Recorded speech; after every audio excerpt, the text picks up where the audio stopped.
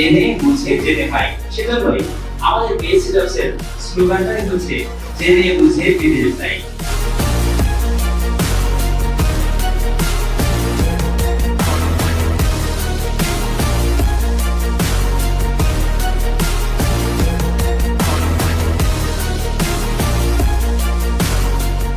আপনার ভিতরে পটেনশিয়ালিটি আছে, আপনার ভিতরে আত্মবিশ্বাস আছে, সবকিছুই আছে, কিন্তু আপনি উল্টে পারতেছেন না, কারণ ছাদ আপনাকে বাধা দিচ্ছে।